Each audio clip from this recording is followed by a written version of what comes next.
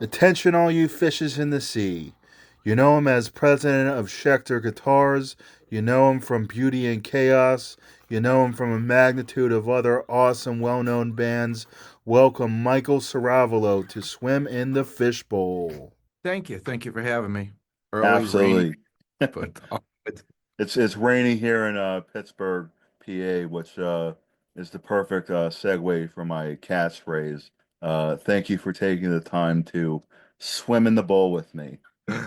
Yeah, ready to dive in. All right. The deep, Let's hope the temperature is just right. all good. I heard cold plunges are the thing nowadays. Oh yeah. Joe Rogan and Bert Kreischer, all those guys. Yeah. Yeah, They're all doing the ice bath plunges and all that. I'll take a hot bath any day. Yeah, same Well, here. Same here. Or hopefully, I'd be like a poached fish. Awesome, awesome. Well, let's get right down into it. My first question for you, first of all, I'm a huge fan. Love the band, love everything about Shredder Guitars. I am a big I don't play myself, but I'm a big, love guitar, love shredding, love just, from everything I heard from kind of like the dawn of psychedelic rock with Jimi Hendrix and on, and even Chuck Berry, and going down to, the guy who, was, I guess, critically acclaimed for being the founder of blues, Robert Johnson. Um, I'm a big guitar guy. But before we kind of get into that, my first two questions that kind of coincide together are what got you interested in music, and who are some of your musical influences? uh, you know, at 13 or 14, I thought I wanted to be a football player. I'm a big New Orleans Saints fan, as you're probably a Steelers fan. It just in those kind of mid-sized towns, teams mean more. Right, right. But didn't kind of get 6'2" or run a 4.3 40. So it was actually sitting in my parents' little kitchen growing up and seeing T-Rex and Mark Bolan on I think it was In Concert or maybe the Midnight Special, one of those late night TV shows, and just seeing Mark Bolan, the guitar slung low, and the girls screaming in the front, and the dolls, seeing Johnny Thunders and Bowie with Mick Ronson, and kind of worked that summer and bought an electric guitar. Excuse me, and then as juvenile as it sounds, realized that girls kind of like guys in bands more than they like rock. So I went with the adolescent libido method and just went, I think I want to do that. And I don't remember much since then that music and guitar hasn't been a big part of just what I do. I was never, I know you mentioned a lot of shredder stuff. That was never my forte, you know. It was like, well, the friends in school as I got into high school, there's a little group of guys that had guitars, and some of them got into, Jimmy Page and all this more technical stuff. And I'm sitting there going, hey, did you listen to this New York Dolls record and stuff like that? And they're like, they're playing a million more notes than me, but I don't know, something about the kind of sloppiness and just kind of from the heart as opposed to technique just is something I gravitated towards. Awesome, definitely, definitely. I mean, I like all type of guitar playing, everything from acoustic to electric to you can throw, I really like the centaur in there. Really just, I guess, what would it be, like string instruments and guitar-esque like instruments in general. I'm a big fan of, if I can hear a good bass riff, a good guitar riff, or not even a riff, but it's like everything involved with the rhythm. The rhythm is more important to me than, actually shredding and, you know, showing off essentially. But in a good way. But I'm just a big fan of rock music, and I was raised to, on listening to Tommy in the car, Who's Next, Alice Cooper, and Yeah, I love Alice Jimi Cooper. Hendrix. I mean, the guitar is a very expressive instrument. And I think as I got older and kind of had a little bit more grasp, I started to appreciate, like I was saying, I didn't appreciate Jimmy Page when I first started playing guitar, partially because I couldn't play it. Uh, and the Eric Claptons and all that stuff never was really my wheelhouse. But as I got older, I developed a late fondness for what Page did, especially in the studio, and David Gilmour of Pink Floyd. Mhm. That Definitely. guy, he can say more with a few notes than some of these guitar gymnastic players can say in 1,000. And I think I've kind of grown into a later in life appreciation of the subtle stuff and sounds. I think that's one thing that I think stands out on the Beauty and Chaos records. There's a lot of textures and a lot of things that on the surface are probably thought to be synthesizer or something else is a way that we manipulate the electric guitar, and that's sort of the foundation of what we do. Absolutely. And speaking of beauty and chaos, and you brought up Mark Bolan and T-Rex just a moment ago. I love your cover of 20th Century Boy and Children of the Revolution. Um, I am a big T-Rex fan. I'm not sure if you're familiar with this newer artist. His name, he just goes, the band is called Jossie, and the artist's name is Jossie Hughes. He is like a reincarnation of like a mixture of like uh, T-Rex, Bowie, and probably Jet, or like the three bands that um, I could probably sum up kind of like the fusion of Jossie's music, but he was playing with Alice Cooper on the new track, and very like old school sound. Think connection okay? Kind of froze there. There we go. Sorry, I don't know if my weather or your weather are a combination. Yeah, it has to be a combination. It's not a pretty day here in Pittsburgh, PA. But I will definitely look into that artist. Yeah, that's where I caught my teeth. And doing those two, our versions of those two songs were a blast. I thought Al Jorgensen did a great job. I definitely one of those surreal moments. And I'm not sure if you've heard the other version that we did. We do a version of 20th Century Boy with Mark's son, Roland. And that was pretty surreal. Wayne from the Mission and I both kind of have a similar story when we talk about, being influenced by Mark Bolan and it sort of being the impetus for us picking up guitars. And when we both got to play with him, and then after we finished the video, they have Roland just kind of stand there and go, "Man, I think my dad would have liked this." That's awesome. That's a pretty it's a good gut punch. It's like, wow. That's a great feeling. Absolutely. I mean, I can only imagine something like that happen. I mean, for me, it would have to be the equivalent of I guess Arnold Schwarzenegger or Sylvester Stallone t telling me that I'm a good interviewer or a good script writer or something, you know. I like, oh, you do that pretty good. Exactly. Stop eating all the cookies. Yeah, two icons there for sure. But yeah, I think Mark Bolan stuff, showed that you can do it. It kind of unfolded into punk, which is why he had that sort of later in his career comeback, like touring with the Damned and all. I think you can see what he could say with three chords in a good melody and doing it with gusto and a smile, you know. Right, right.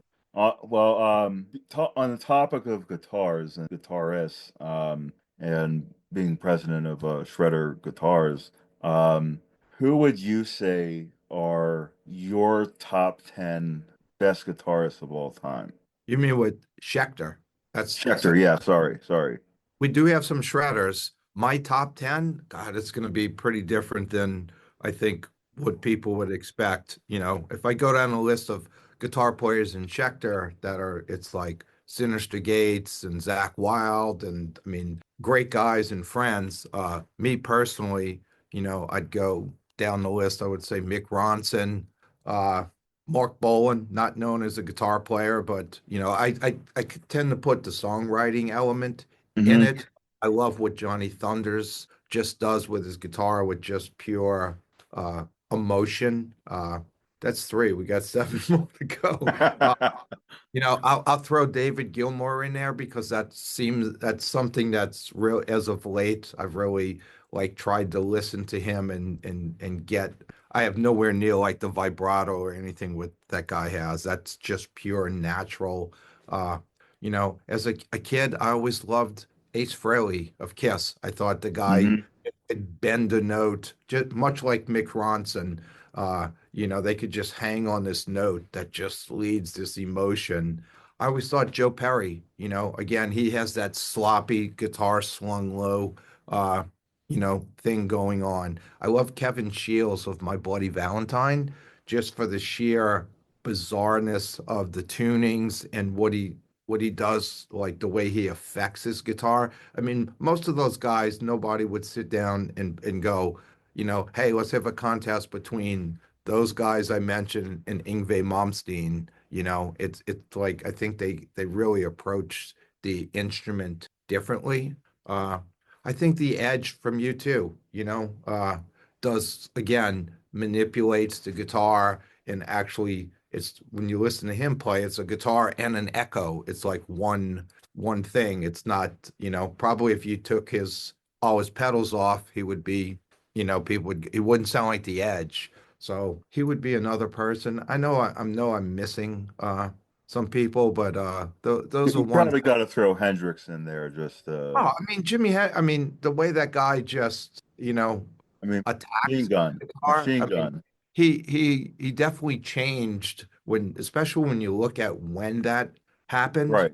the way people played guitar, very little distortion, the Kinks and the Beatles, if they overdrove a guitar, it was almost by mistake, like it hit the preamp or the amp was screwing up. But Hendrix just the volume and just attacking the guitar. Uh, yeah, I mean, that certainly changed the course of rock and roll guitar. Uh, Hmm. that was definitely not Chuck Berry or in any of that stuff that was the beginnings of rock and roll. That made the electric guitar kind of a weapon. Yes, yes, and his Band of Gypsies Machine Gun. I was just starting to mention. Talk about like literally performing a battle Yeah, and on the guitar. it also became a performance. The guitar became a prop is the wrong word, but it became this thing on stage. It wasn't just somebody with their guitar, up high, doing the Buddy Holly thing. It was a form of sonic aggression for sure. Absolutely. What would be like your favorite I guess decade iteration of like of rock? There's obviously been talking a lot about classic rock, but there's in the 80s there was the hair metal, the punk, the beginnings of grunge and alternative that really came out in the 90s, and then 90s you have like grunge and alternative and just a plethora of music like in the 60s and 70s. What would you say is the most either your favorite or most like most favorite decade that you kind of gravitate towards to for influences and stuff like that? Certainly for me, I was a child of the 80s, and it wasn't the hair metal stuff. I mean, when the band I was in, Human Drama, we moved to Los Angeles from New Orleans in late 85, and hair metal was big. It's like Mhm. I was drug into clubs and saw Guns N' Roses at the Country Club and Motley Crue at the Troubadour well before they were signed, and I just Well, it was cool. I saw elements of the New York Dolls and Aerosmith and stuff in that. That wasn't I gravitated far more to the dark, at that point, the darker gothic Hmm. wave stuff. So the great thing about that time in music here is those scenes coexisted at the same Right. time. Uh, but I still go back, The Cure, probably one, if not my all-time favorite band. I always loved the Mission, uh, Sisters of Mercy, you know, later Depeche Mode and stuff. But when you see that those bands are still able to tour, and especially looking at The Cure and Depeche Mode, and still draw 30, 40,000 people, that certainly puts an exclamation point on that decade of music. I mean, I started playing guitar in the late 70s. So my sister was into the Beatles. She was older than me, God rest her soul. So I had a little bit of that listening to that. I thought the Stones at that point, I just liked sort of the dirty rock and roll element Mm. of it. Uh, you know, so to me, the 80s was great. The 90s, I kind of got and also the punk era. I mean, I love the Clash. Still think Joe Strummer is just one of the best. Just put it all together and said something with his lyrics. The 90s, I did really love the kind of the minimalistic but sonic stuff of like the 4AD creation period with My Bloody Valentine, Slow Dive, Lush, those kind of bands. I thought gave music a bit of a kick in the ass again. I was the grunge stuff never appealed to me. I think more from being out here and seeing seeing a guy in a club, you nod, hey, you're in a band, I'm in a band, shit that people in Los Angeles do. And the guy's got big blonde mane of hair and then spandex. And then 2 weeks later, Nirvana comes out and basically, is like Totally the changes the game. extinction level event for those hair Yeah. bands. See the guy and he's got a flannel shirt on and dreadlocks, and it's like, fuck, how do you just? I don't know.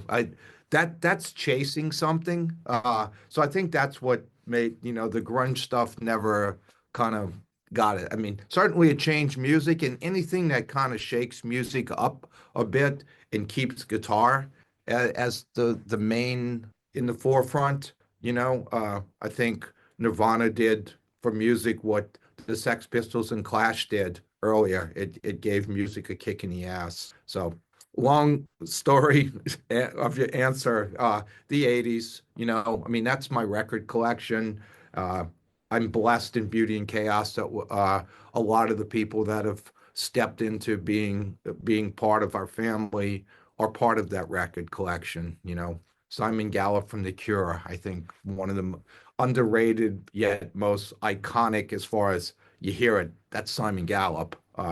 And I think as a musician, for somebody to hear you play, even simple, and identify that that's you, I think that means you've developed a style, whether it's technical.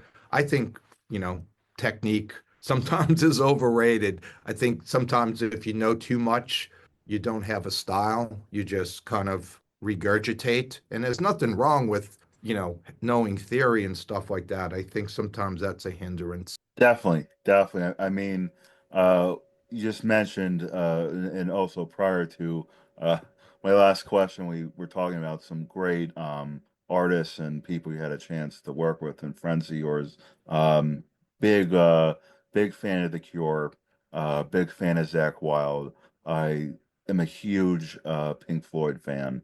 Um, I, I think like my current like top two favorite genres of music are like the shoegaze, like dream pop, neo psychedelia, delia, however it's pronounced. However The you want to pronounce it, your right, show. right. The trippy stuff. And ironically, in contrast, I'm really into like the old school like Sabbath sounding metal, like doom metal, stoner rock, stuff like that. Alice Cooper is I've seen him nine times live. Uh, big Alice Yeah. Cooper fan. I I probably should have I probably should have listed him in the beginning because I did see that was a big moment seeing Alice Cooper do they probably did 18 and stuff off of Love It to Death and big fan of special definitely the original Alice Cooper group and I'm kind of excited that they are actually doing another record together. It's like I mean all the guys are in their mid 70s but yeah, right. that Alice Cooper band was dangerous, and without that, you would have not had Kiss, you would not had Motley Crue, you wouldn't have Marilyn Manson. You know, Alice definitely White in that Zombie. band. Yeah, I mean it was, but yeah, and Glenn Buxton probably should have been. I should have listed him as one of my favorite guitar players. I mean, he just again not technically crazy, but played the right part for the song.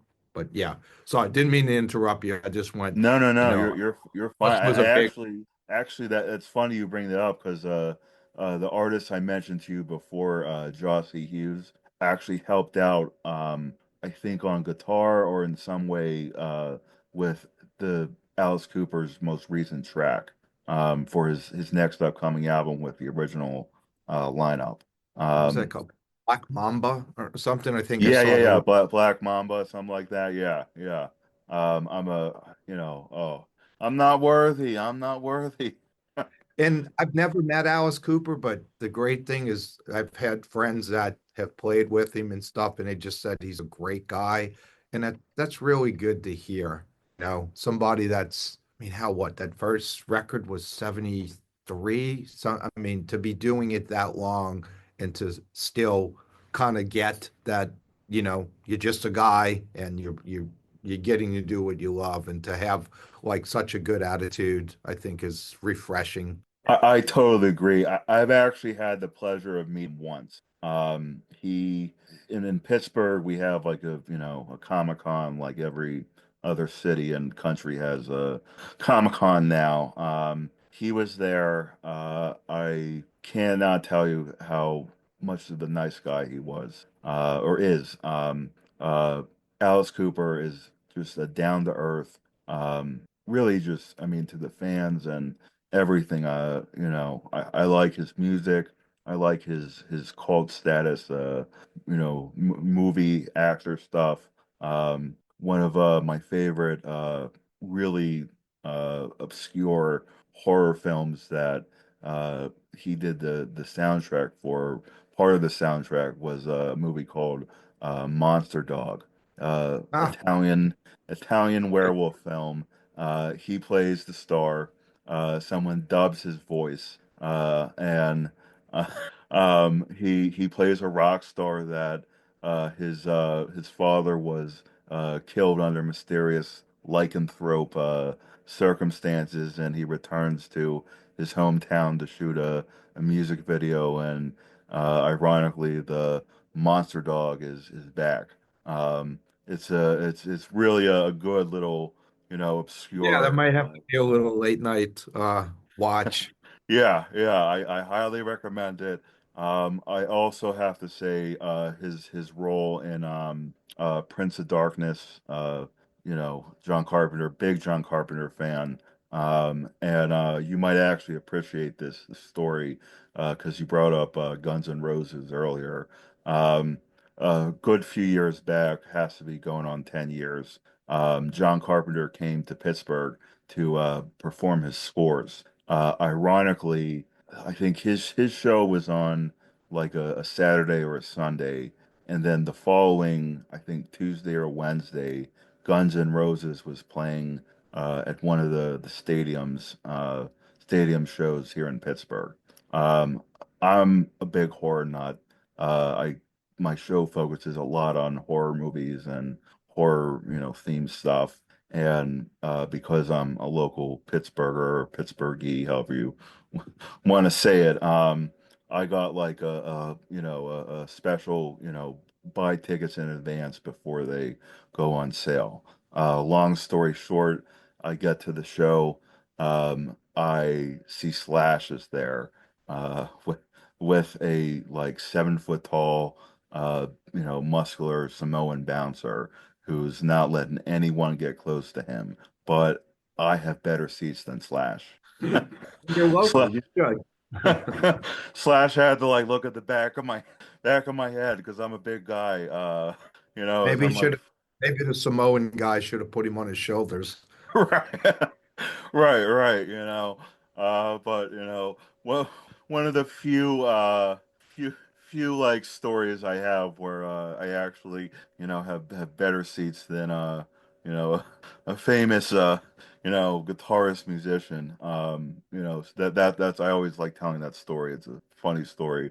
Um, but and also speaking of Eric Clapton, and I mentioned the Who earlier. My very first concert was actually at a venue that they tore down a good couple years ago here in Pittsburgh. It was called the Civic Arena. If you're familiar with old '90s Van Damme movie, Sudden Death, where it's Okay. like with the Penguins. That was the venue that they shot it at. And Ah, Eric Clapton and Roger Daltrey opened for Eric Clapton, and that was my very first concert. ah, I've also seen Roger Waters do the Wall once. As much as I like Waters, I would really prefer and still want and very much hope to see Gilmore perform. Gilmore yeah, was that always my go-to in that band. I think most people other than Roger Waters would agree with that. Yeah. I just hit the redoing of Dark Side of the Moon. I mean that record's classic, and I don't know what later in your life that you're trying to prove, like that Gilmore and the rest of the guys didn't have the imprint that they had on that. It's insane. I don't know. The band feuds and shit like that is rough, which is why we're so blessed that I can't even say Beauty and Chaos is a band uh, in the typical sense. It's just kind of this revolving, evolving entity. So, and I don't have to deal with egos. Everybody does hmm it for the right reason. It's not about fame or who's featured. It's just a collective of people doing, making songs for the right reasons, which I'm so fortunate that and I think I've counted, we've had 25 or 26 different singers now, fronting Beauty and Chaos, and probably with the remixes and people playing bits here and there, over 60 people as part of this thing. So, yeah, we won't be redoing any of the albums, or I won't, later to go, I would make my stamp known. I don't know, it's such bullshit, but I agree. I agree. I mean, I love music. I love movies, but I hate when musicians and actors and people on both sides of the industry and just entertainment and life in general get egos. I always find the people who stay humble, are really true. They're not affected by whatever the trend or industry yeah. standards are. I mean, I've been in this, I hate to even use the word business, but I've been doing music for a long time. And then also the Schecter thing, you meet people. And I think you learn that everybody starts the same. There is fame doesn't equal talent, talent doesn't equal fame. And I've really seen behind the curtain. It's really a lot of luck that someone becomes, someone. Right. Of and I think if people remembered that, uh, I think things would be much better. We all start in the band. Somebody happened to see somebody, I'll pick Guns N' Roses, somebody walked in, saw them, thought they could market them and make money. There's probably another 100 LA bands that similar talent level that they didn't have to see. Granted, Appetite, big selling record, but there isn't this magic, like people tend to put stars on a pedestal. hmm It's just people, and the stars that remember that they're just people, I think are the ones that have the longevity, the ones that start believing their own press Right. and stuff are the ones that are, I could care less, uh, it's just like Oz, the Wizard of Oz, Right. behind the curtain, everybody, it's most of that stuff is just put on and everything. So I'm glad we do this for a different reason, which is why I still do it because it is fun, it's creative. I love the aspect of bringing in new singers and finding talented people that aren't famous. I mean, if you look at our first record, which we did in 2018, uh, it had some names on it, Simon from The Cure, Wayne, Michael from Gene Was Jezebel, Johnny from Human Drama, Robin Zander from Cheap Trick, Al from Ministry. And I'm not spouting these to go, oh, I'm name dropping.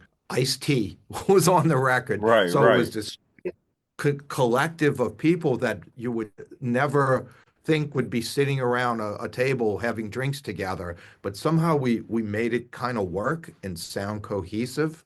But I knew that if Beauty and Chaos was just built on trying to one up the names, like who are we going to get next time? How do we go bigger? More. Who else? You need a bigger name.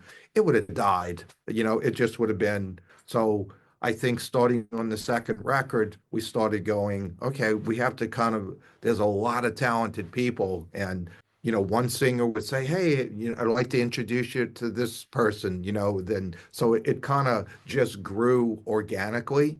And I think, which is why we're four studio albums in and four remix records, that it just grew that way. And, you know, we're not trying to be something, and we can combine those elements that I grew up with. Like it's still the common thread is me playing guitar and what Michael Rosen and I create together. So it's almost like whatever singer we put on top certainly brings their lyrics and flavor, but it has this, we can keep the dark wave, gothic, shoegaze, dream pop, rock and roll, and kind of package it, not pack, fuck, scratch that word. Right. Right. Just it comes out as something honest, I think, at the end. I completely agree, and I know you said you don't mean the names drop, but I actually am huge fans of all the artists that you mentioned, and some So that am you I.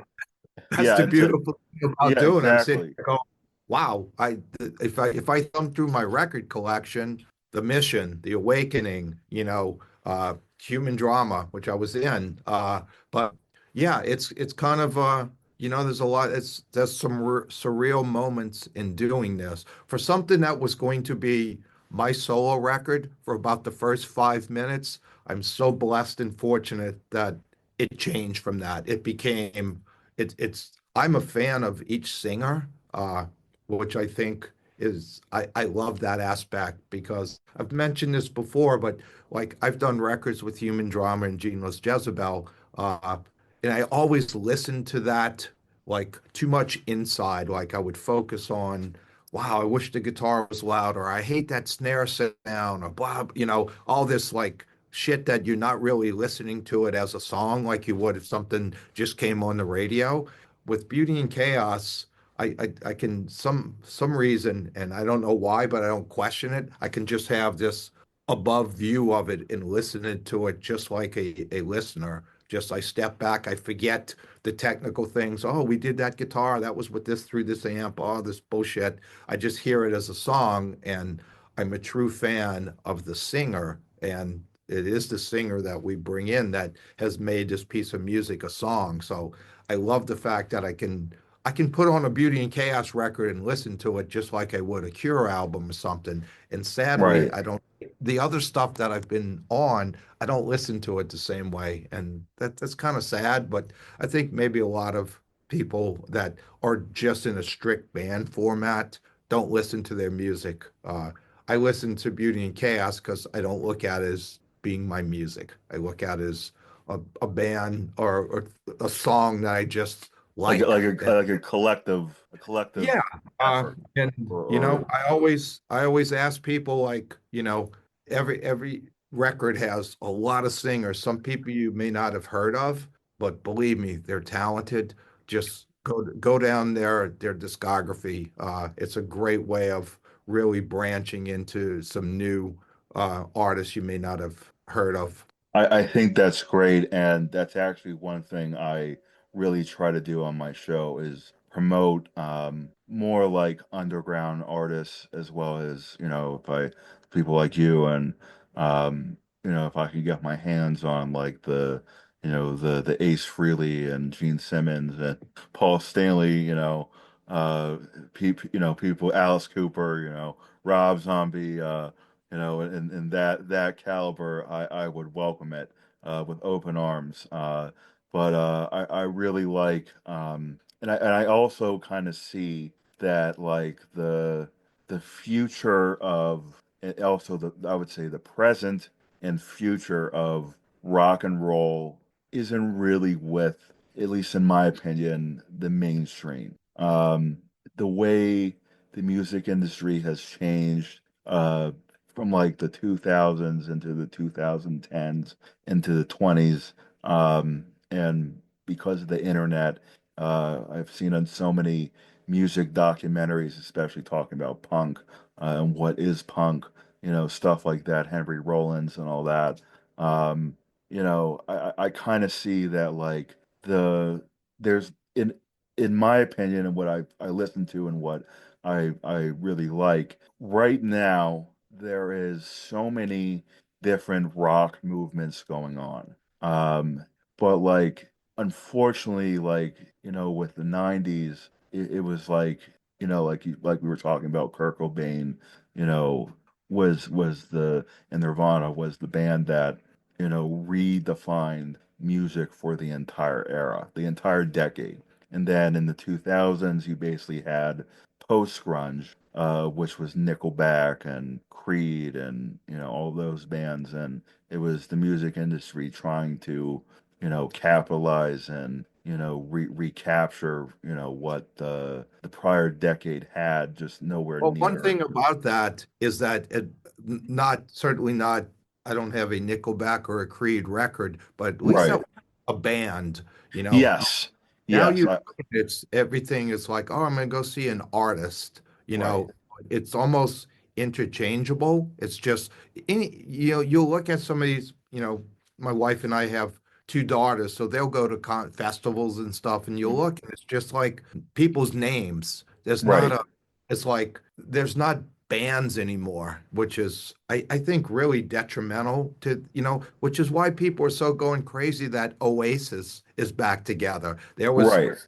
kind of a dangerous rock and roll band that was notorious Hmm. and drinking and didn't give a shit about anything and kind of gave the finger to whatever. Right. Uh, you know, Rage Against the Machine. I saw them before Zach whatever his last name is had his accident. They came to Pittsburgh and talk about a band that really stirred things up. Yeah, Um, nobody's giving music a kick in the ass anymore, and I don't know if it ever will. I think people's attention span is such crap now that music kind of to most listeners is background. yeah, I Uh, will agree with that 100%.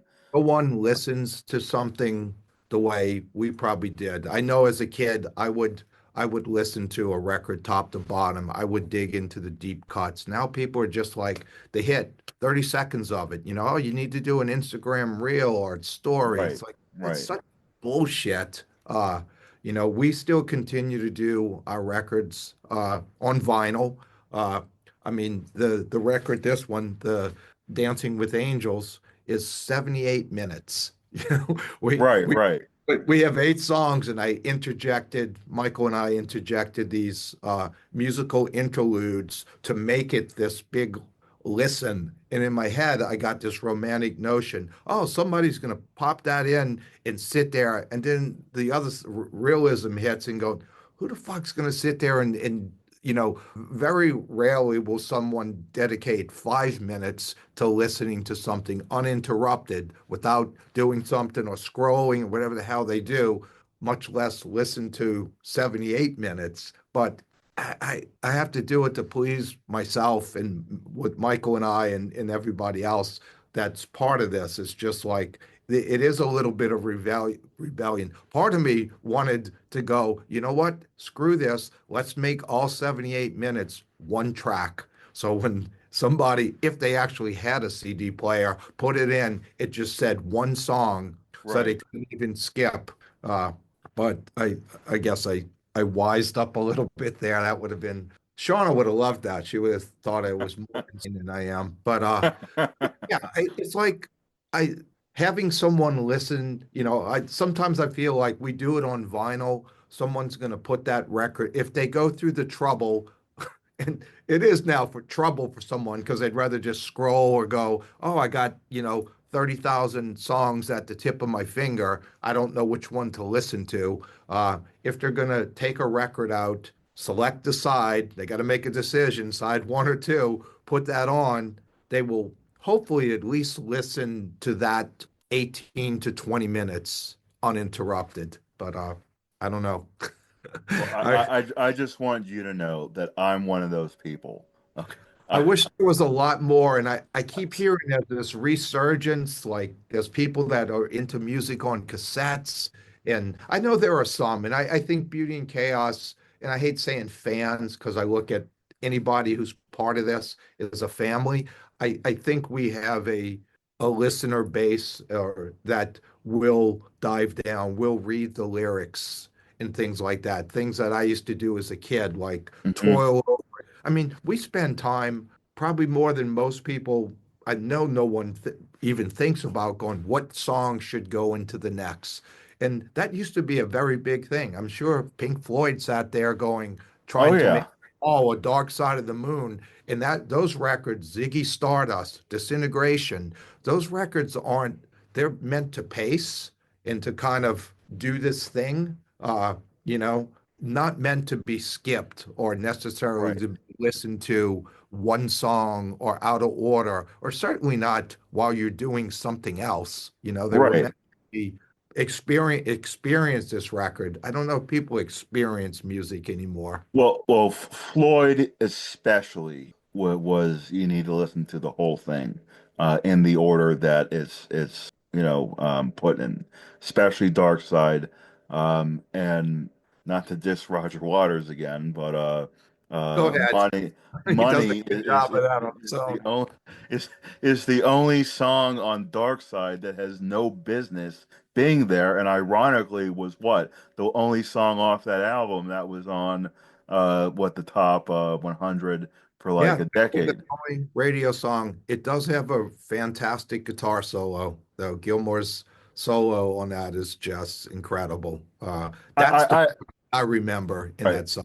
I completely agree, but it's like to bring up another Floyd album, a little less well known and popular one, Metal.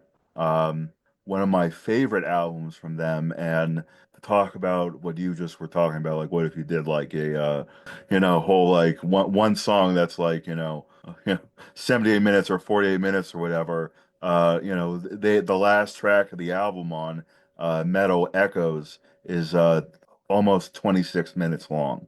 And it's like you need to listen to the prior songs on the album that are all shorter to kind of gear up to get to that point.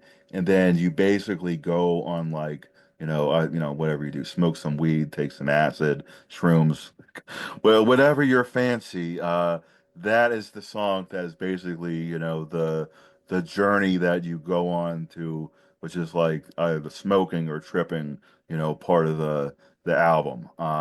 But they have tons of stuff.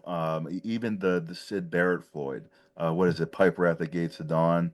There's a lot of 9 minute stuff, stuff in there, and me personally, I love jam bands, and if I see when I'm like researching a new band and I see that the album is, because for me personally, it has to be at least 37 minutes or longer for me to like be like, okay, this is a band worth checking out. Then if I see they have long tracks and the album, in Beauty and Chaos's case, exceeds, 40 minutes, 50 minutes, an hour, I'm like, this is a band that I not only need to check out, invest time in listening to the whole discography from album one to the most present album. I look at that as almost like a research project of joy, because it's listening to um, a new band, whether it's Beauty and Chaos or you know whoever I'm listening to at the moment, and or discovering, and I really really enjoy the long stuff. I mean, I was born in '88, grew up in the '90s, so I was kind of like at that point where yes, I'm a huge grunge '90s alternative fan. That was like the era I grew up in, but I also have a dad, who grew up listening to, all the classic rock stuff, and also to talk about the obscure stuff and albums that and artists that really don't get radio play. My dad saw, is a huge fan of, and got me into him as well. Frank Zappa, the Mozart of rock and roll. I'm a huge Zappa head. Uh, he's one of the artists that I really wish if like I could get Doc Brown's DeLorean and rev it up to 88 miles per hour and go back in time and see some shows. Hendrix would be one, The Doors would be one, early Floyd would be one, and Zappa, of course, would be like in the top of the list, especially 70s, 60s Zappa. Not definitely not something I didn't that was kind of before and above my head at that time. But my quick Zappa story is when I moved to Los Angeles, the whole band came out here. We all had to get day jobs, and I worked for a carpet cleaning company, and we would go every 6 months to the Zappa house. And I think Frank was still alive at that time. And it used to go, and they were very nice people. The house was kind of chaotic. The daughter Moon used to always flirt with me, which I thought was cute. But that the guitar, the one that Hendrix gave him that got torched, I think at Yeah, Montreux, yeah, think Dweezil has it. I remember cleaning in the living room, and that guitar was just laying on the couch. And I'm sitting there with the carpet cleaning machine looking at that, going, wow, what a piece of history that is. yeah. I was a little afraid. I wanted to ask him, could I touch it? But I didn't. I just kept working. But yeah, that what you said is that music then was a journey, you know? I mean, you go to a Cure show now, and they'll come out, and usually the intro song is like 3 or 4 minutes of this building of tension Hmm. before it's even Robert even sings. We on our second studio album, the Storm Before the Calm, we do. I think we even top Echoes as far as time. I think it's 27 minutes and something. We do this long thing. I always like the idea of a title track. Yeah. And when we did it, and I was thinking in the context of an album, so it had to fit in that 44 minutes, 45 minutes to fit on the side and everything. But when it came to us doing the CD of it, I'm like, well, hell, there's still 30 minutes of usable space on this. We don't have a title track. So Michael and I did this big long piece. It was broken into three movements. The title track, the storm before the calm. And I think there was the gathering, the storm, and the calm. But it goes through this big long journey, strange sounds. It's meant to be heard in headphones. And I'm really proud of that. It's obscure, and most people maybe that haven't even heard that, but it was meant like in that headspace of listen to it, turn the lights down, uh, and hear it that way. And I mean, I don't even know now. It's like I see people, listening to music on an iPhone just sitting there. It's like, how does that has no space? It has no Right, front, back. It has no left and right. It's just this mono sound that's just right. sad. I'm I sure know. everybody bitches about, that their generation was better, but I truly know I grew up in the best generation or the time frame of music. Like most people won't experience going into a record store.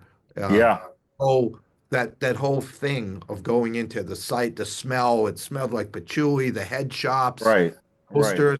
But you know, for me, I used to have to work, do it, as a kid, cutting grass or cleaning cars, whatever the hell, to make my $6. And it was a big deal to make that purchase of music. If you bought it, Hmm.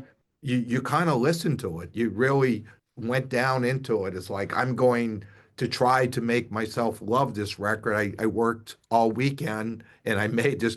People don't have that anymore. Music is free, and I think they just listen to it. It's background noise, and that really sucks. Because the best. I agree, and I'll go one step further. There is a movie, and I talked about this in an earlier podcast interview with another uh, lead singer, founder of a band, British band called, or actually Scottish band called Helicon. They're from Glasgow. Great shoegaze psychedelic, neo Ah, psychedelic rock band.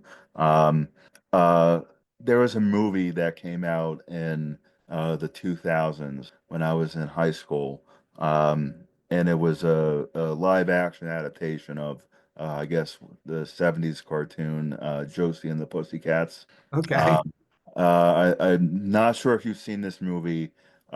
Basically, the plot for the film is the music, like producers or execs, the industry, the head execs of the industry, are basically have these like this boy band, essentially like a Backstreet Boys, NSYNC, type band. Um, and basically what they're doing is they're signing these bands and actually putting like subliminal messaging in the music to get their listeners to like buy this product, buy that product. And then there's like a scene in the movie where the producer is like, showing all these kids like the music and they're all like, being brainwashed and everything. And then there's like one person who would essentially be like me, and it's like, I don't understand why that's a thing. Why is that popular? I think the music sucks. And then the producer basically is like, okay, nods to the person. They basically put a bag of, the black sack over the girl's head, throw her in a van, and ship her off to Disappear. right, right.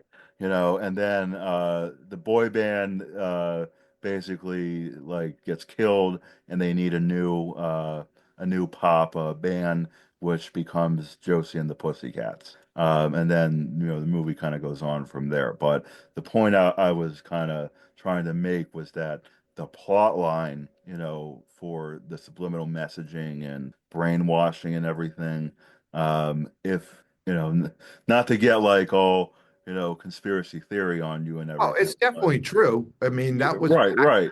I, that was I, the whole thing of packaging. I think right, maybe that time was probably when music started going downhill, when a group of people, the cabal sits around a table and go, we can get these five cute guys or these five, sexy, right, looking girls, and we can make them stars. That right. was, no one had to make Elvis a star. Elvis was a Exactly. but and granted, I'm sure Justin Timberlake's talented. He's an exception to it, but you just kind of grab these kids. And I, Right.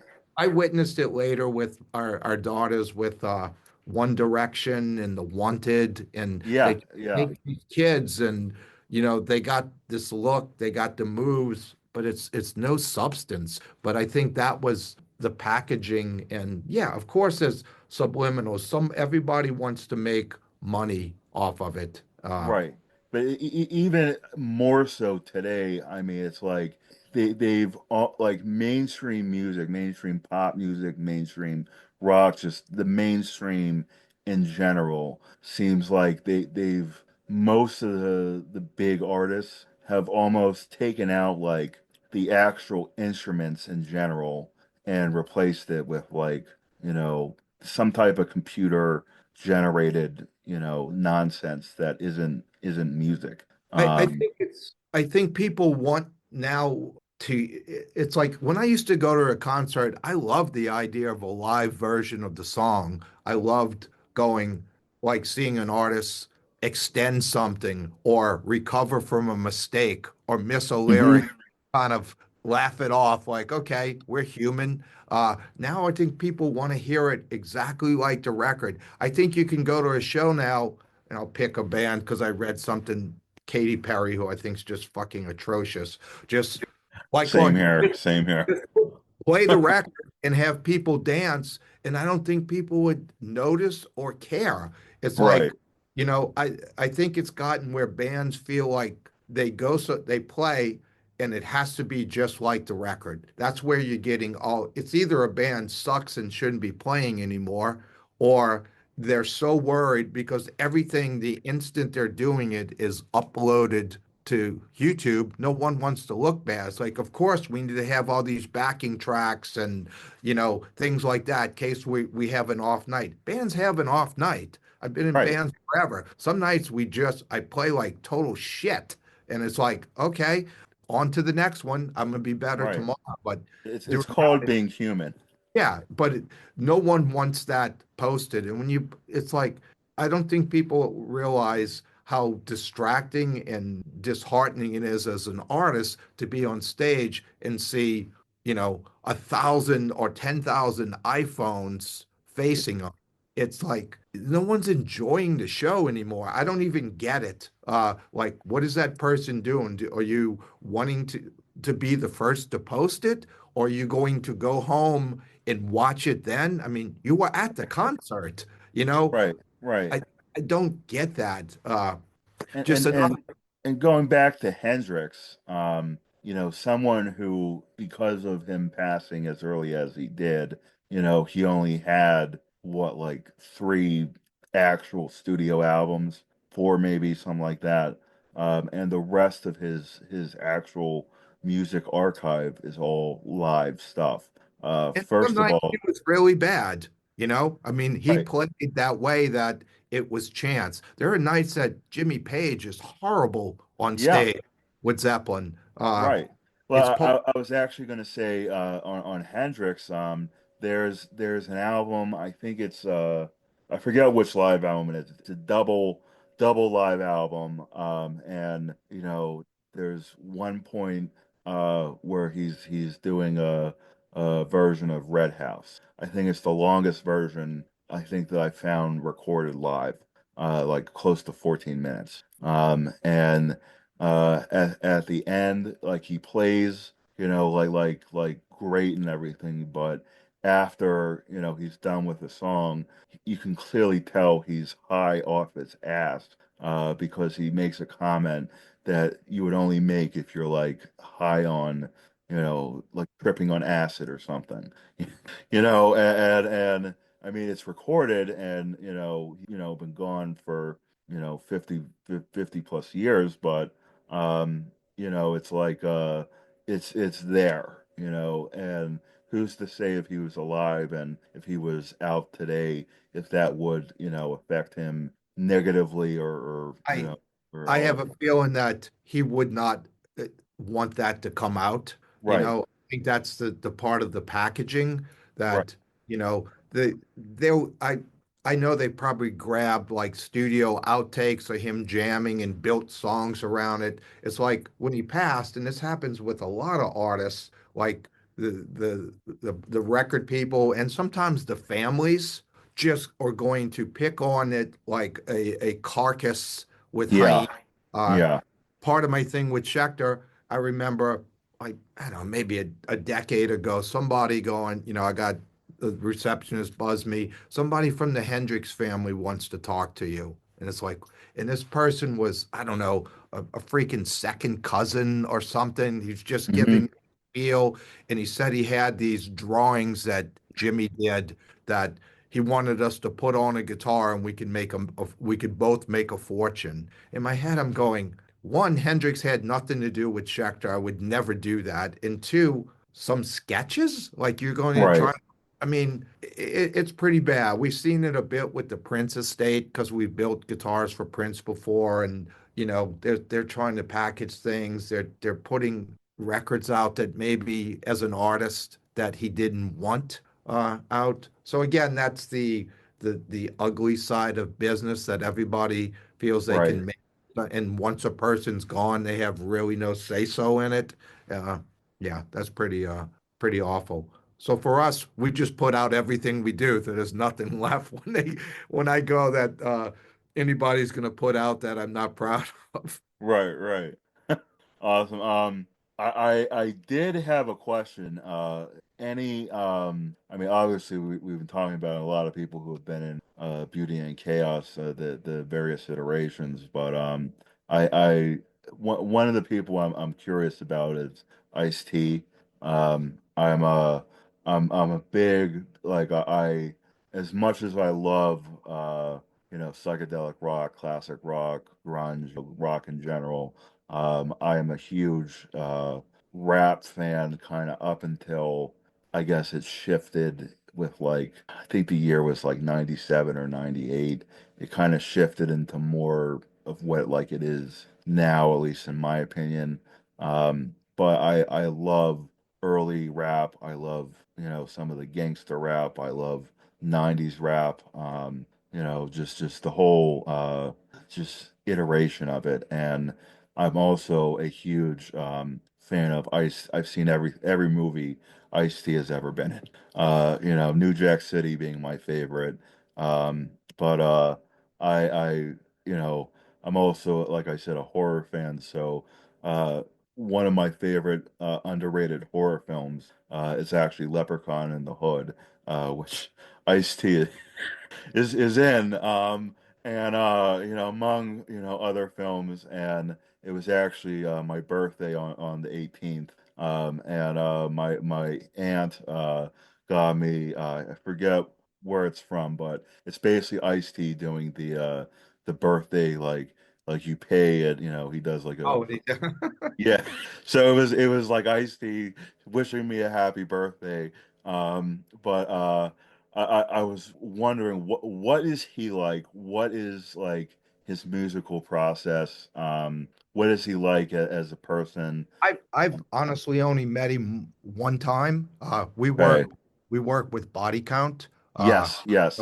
we do. I've known Vince forever, and Ernie and Juan. We do signature guitars with them. They're all absolutely great people.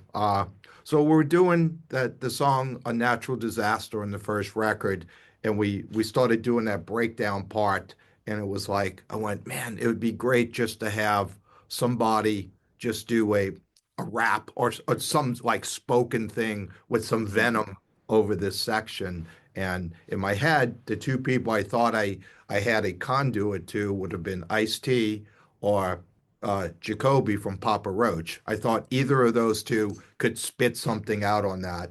So I reached out to Vince. I went, hey, uh, would you ask Ice if he would consider this? Because I figured he probably knew Doug Pinnick, and we had Zach Wild play a solo on it. Who Zach came in and probably played more notes in that solo than I had on the entire album, but it was fantastic. So he asked Ice, and Ice said, "Yeah, send me the track." So it took like a month, but later he just went in the studio and he kind of asked for the lyrics, which Doug had wrote the words, but Doug and I, both being from the South, talked a bit about, I my family in my hometown of New Orleans went through Katrina, and Doug's from Texas, and they had Harvey, Hurricane Harvey. So that's where Doug took those lyrics. So we sent Ice the lyrics, and he spit out that thing, sent it. And the way we got him in the video, each year during that time, Schecter would do a concert at the NAMM convention, and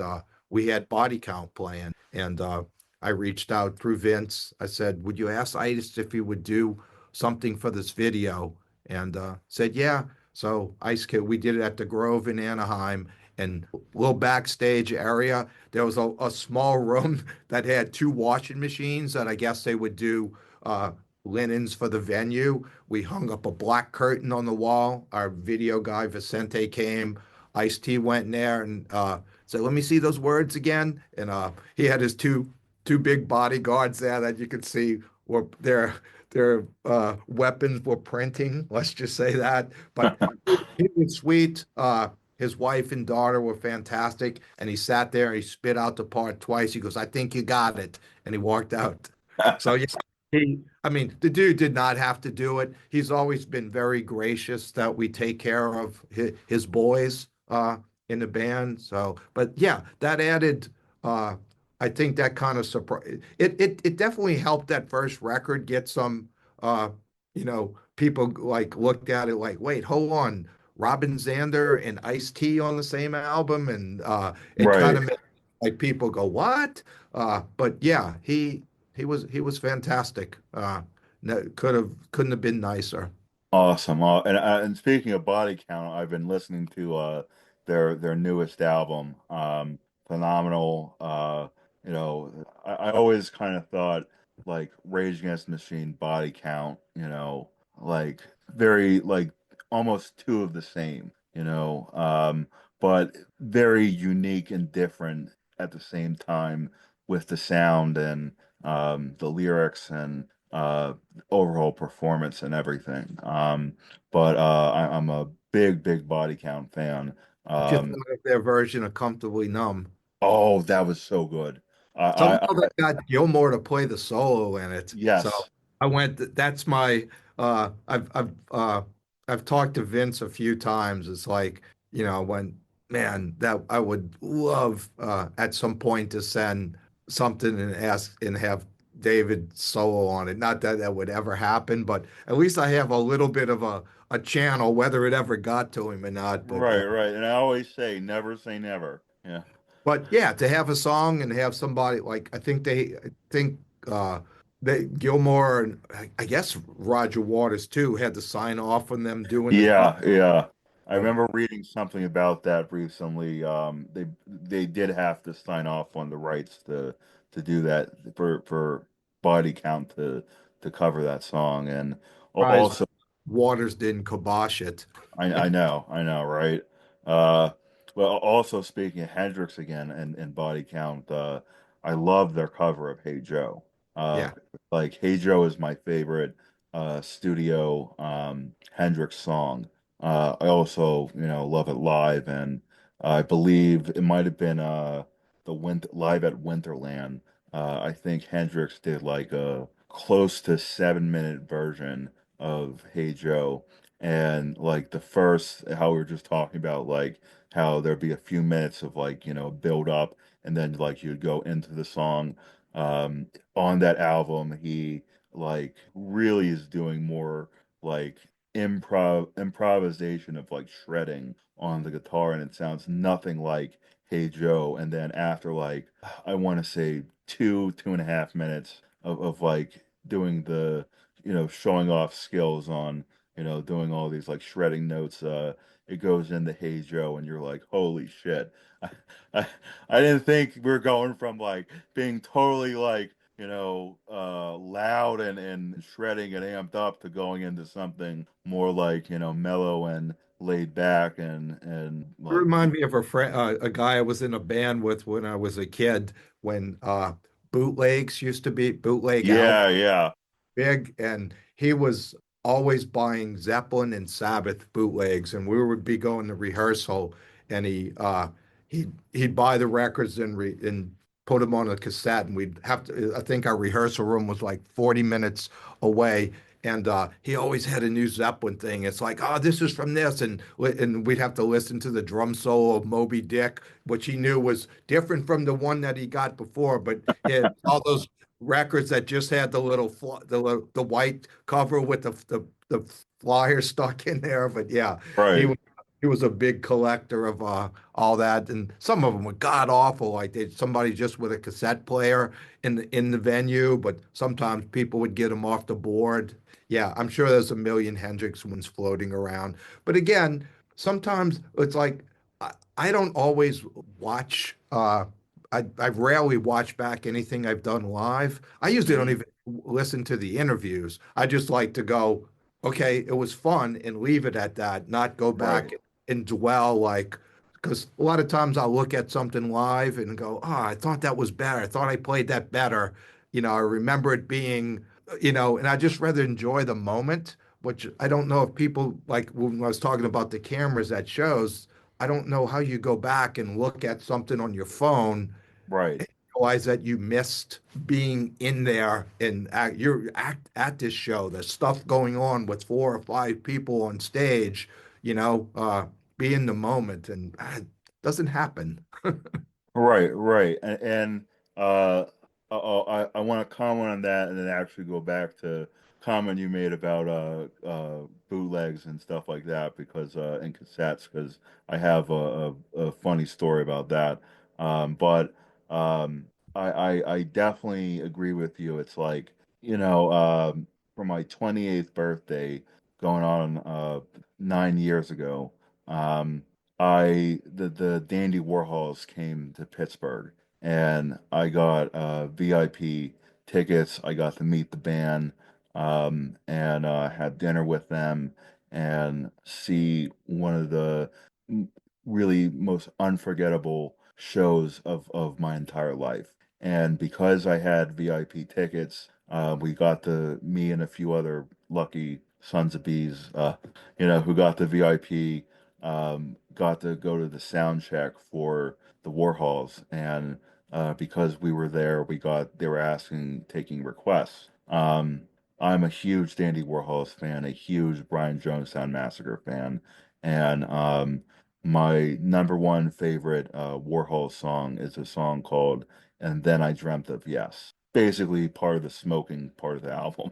Um, but I asked if they could do that song and the drummer said if the Courtney usually doesn't do it because it's hard on his lungs. But let me see.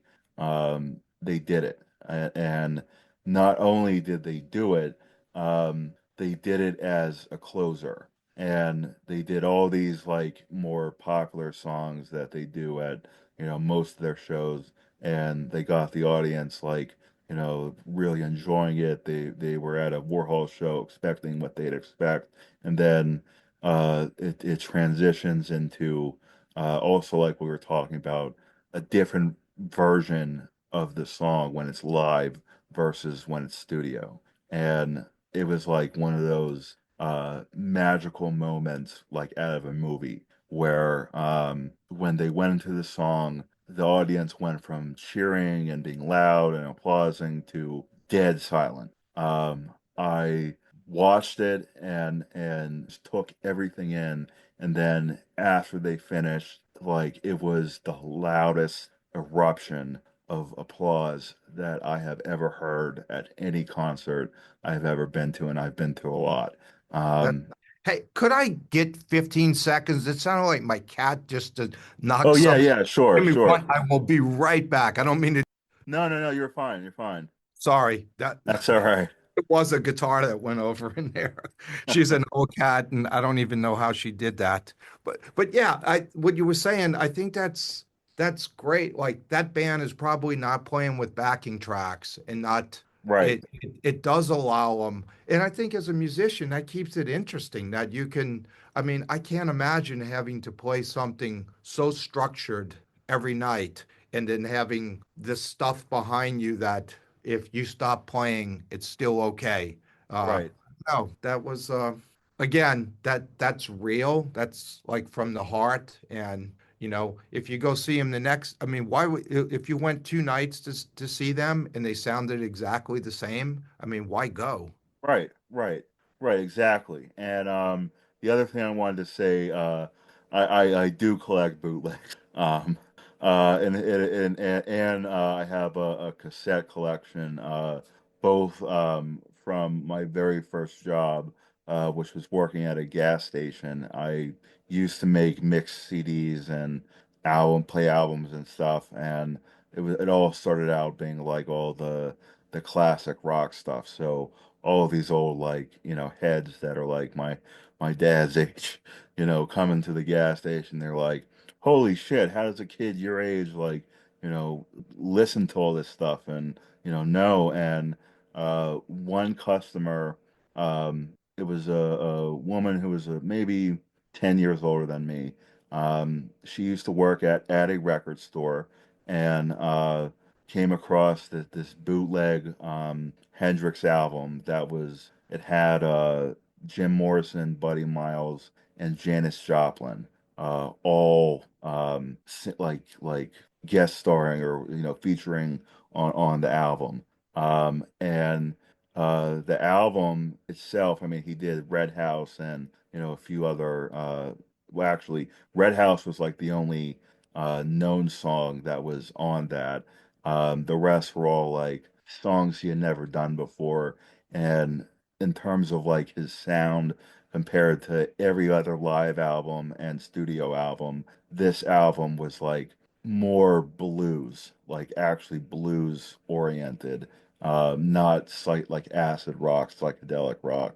And all every track was like 10 minutes long or something, and there were maybe like four, five, six tracks total.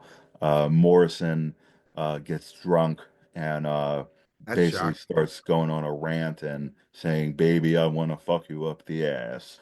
Classic Morrison. And then also a separate customer from that same job who would come in, old kind of stoner hippie painter guy, and he would actually recommend artists for me to check out, really obscure people, bands.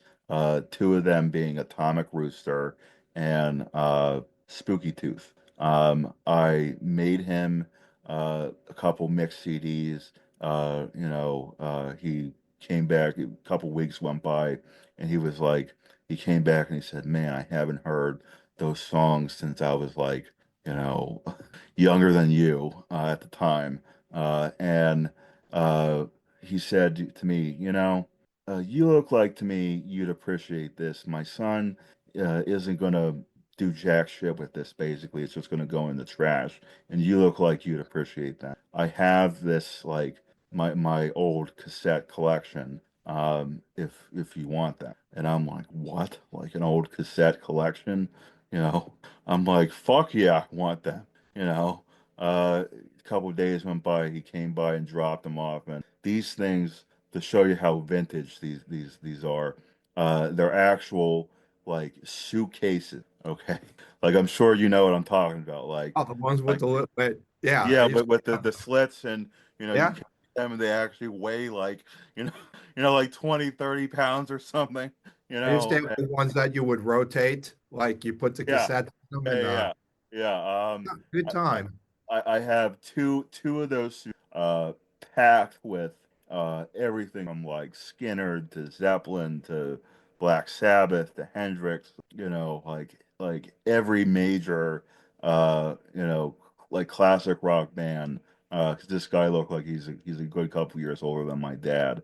But it was like I just wanted to share that with you because yes, I do collect bootlegs and I do collect cassettes. I think, I mean, everything you hear, at least the way I look at it, is you absorb something from it, and each generation takes it. I really think some of the newer artists should really dive back and listen to where something came from, and kind of go back some because I think music is losing some of the roots and where things happen. Like a lot of people will think, wow, a band from the 2000s created like Jet didn't create that sound. They picked it Right. up from, the Faces, they picked it up from the Stones and I don't know. It's bizarre with the state of stuff today. I don't think you're going to find bands now that have the longevity of those bands from the 80s, 70s, 80s, and 90s. I think that's kind of sad. I agree with that. I still what I was starting to say earlier actually is stuff that I kind of notice right now is that there's a few different actual like rock movements going on. There's a revival of grunge, a genre called new wave grunge. It's like it's all these guys that are in their like mid late 20s, and they basically fused all the bands from the 90s into like new bands with you can hear certain elements of like Soundgarden or Weezer or something, or the Pixies or stuff like that, like, but it's all like kind of fused together. There's also a huge movement with the shoegaze and dream pop and everything that in my opinion is only getting better. And then you also have what you were talking about like just now about wishing that bands would like go back and listen to like what the like what the first like major iteration of rock, and even a couple decades after or prior, and everything I see in especially in Europe, there is a lot of bands that like I don't even know how to describe it. It's like a retro 60s like psychedelia sound. It sounds like it's from the 60s, but it's new. Um, and there's a lot of bands out there like that that are big. There's a band out of Berlin, Germany called um Blues Pills, and they have like a very like classic rock sound. Like they've covered a couple Bowie songs and stuff like that. A female vocalist, awesome band. And then there's another band out of Sweden called Spiders, and they have a very like you can hear Kiss, you can hear like all the like hard rock metal-esque bands that came out, and with the whole Kiss era and rock and roll and stuff back then. But I do agree with you that even though there's all those like rock movements out there, and it's still like surviving and thriving in a way, because of in a lot of ways the internet and just how the mainstream is right now. I do agree with you that it's either not going to happen or be very, very hard to get that sound and music in general and those genres to be as recognized as bands like everyone we were talking about before. It just like I feel like the music industry has changed. The internet streaming has changed that, and like you said, the younger generation's audience attention span is getting weaker and weaker by the years, and It's the TikTok world of it. It's yeah, everything in 30-second reels. And I think the cool thing, you seem to know a lot about those bands, which is great. I know there's that shoegaze movement, which is great. And they certainly will take elements of those bands I mentioned earlier, My Bloody Valentine and Lush and Slow Dive and Jesus and Mary Chain, and kind of fuse them into something new and utilize technology and stuff like that. It's just whether, you know, I think finding good music, I think you always have to work for it, you do, like you'd have to dig. Like the stuff that's put right in front of your face, right. usually the shit is shit, not the shit. Uh, back when I was a kid, I would count on magazines, rock scene out of New York or Circus, uh, and like that, and see the reviews going, oh, Queen, this new band. I remember going to buy the first Queen record, and basing it solely off of that. The difference was there was only a couple of records out that month. Now there's thousands. Maybe not records, songs. Everything now is based on a single song, which to me again is sad. I I never try to look at what we do at Beauty and Chaos in the thing of one song. I try to always look at it going, we're coming in to make an album. So it's from the title, it's from the cover. Like, I love our covers. I think they tie, especially the last two with the paintings by my friend Marin. Uh, it ties the record together. It makes it a package. It makes it something complete and not just one song.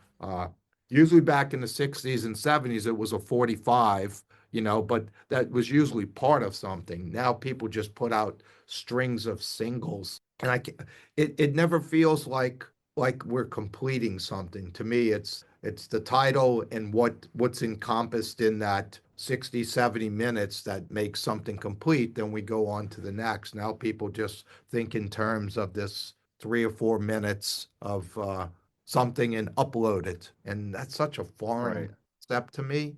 Uh, I don't know.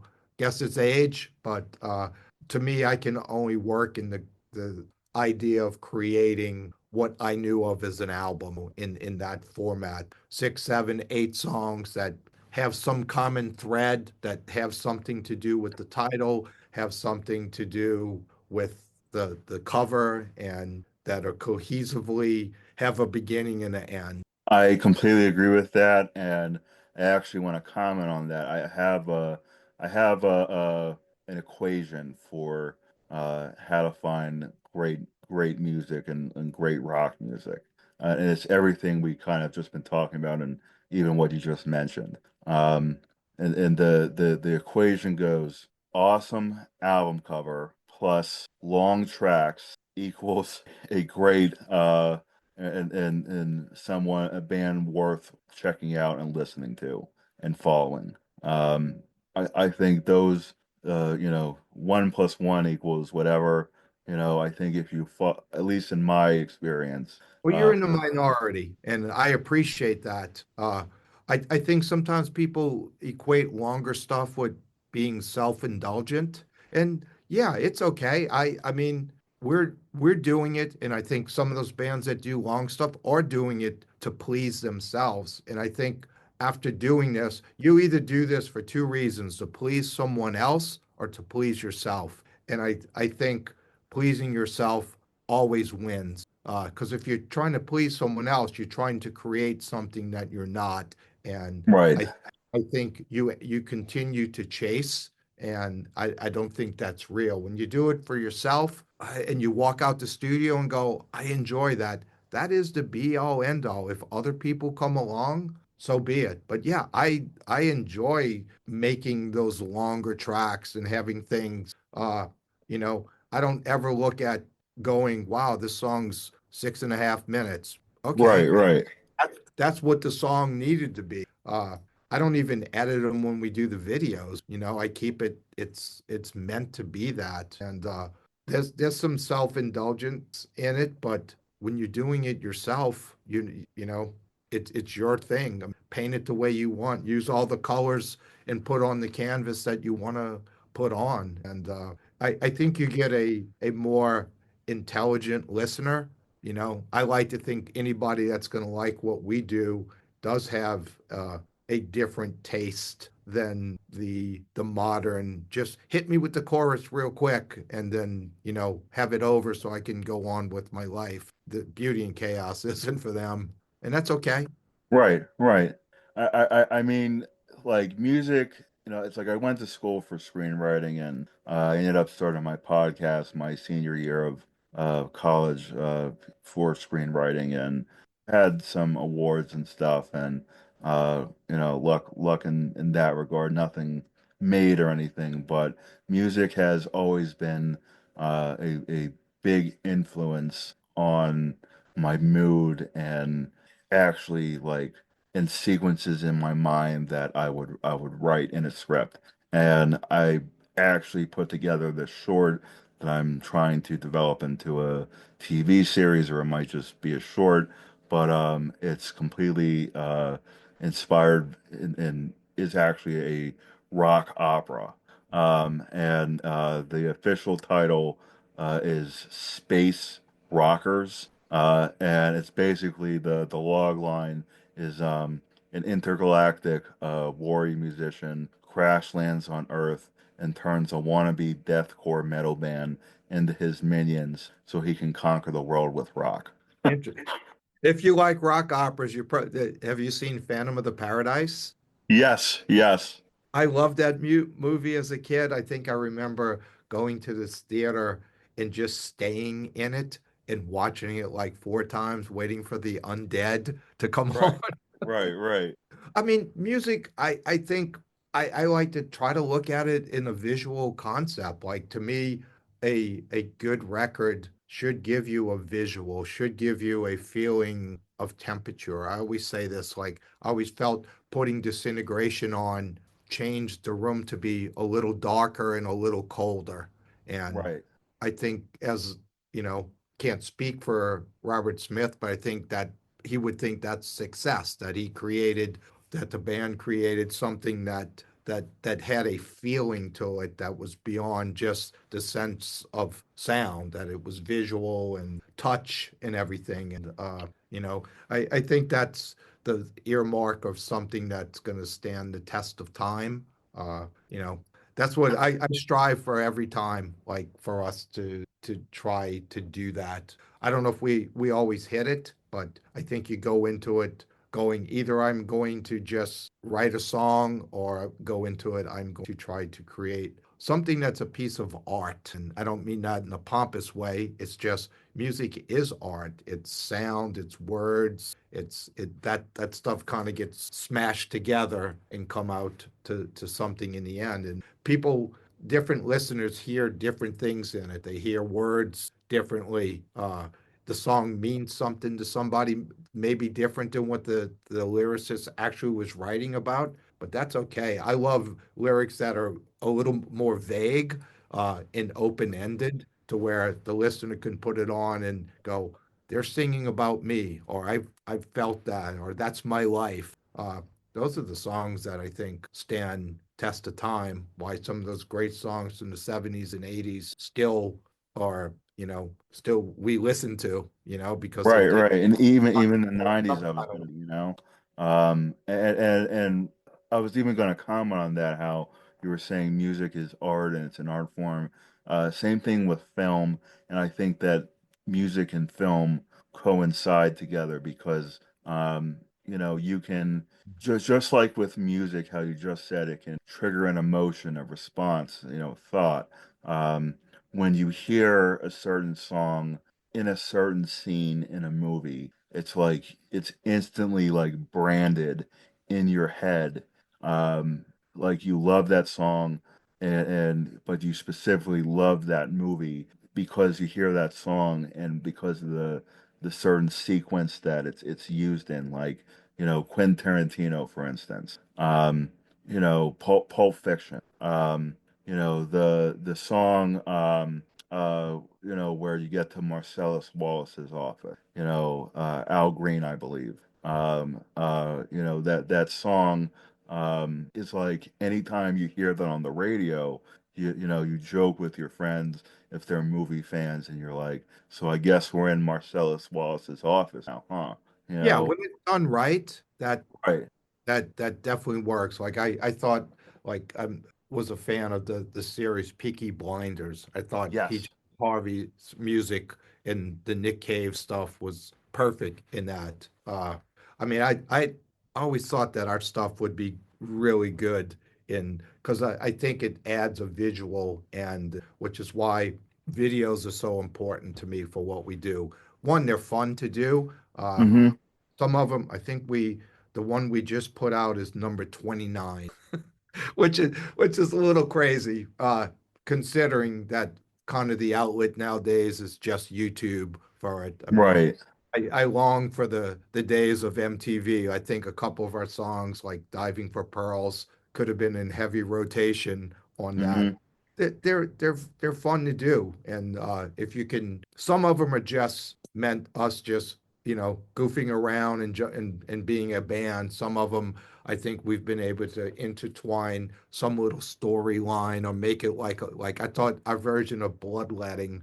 I'd actually had like a 3-page mini script to it. I viewed that as like this little mini movie, but it's fun to do. I think music and movies has always gone hand in hand, and the really successful people that pick the right song certainly can enhance it. Absolutely. And even the people who do the scores for those people are like the modern day Beethovens and Mozarts, of our essentially our generation. Yeah, we have. Um, I know you like horror stuff, so a good friend of mine that's actually done several remixes, Tyler Bates. Uh, yes. Tyler's done like I know he did the Rob Zombie like Yeah. Halloween, House of a Thousand Corpse or whatever that one was. He's done. Yeah, he kind of got really that genre.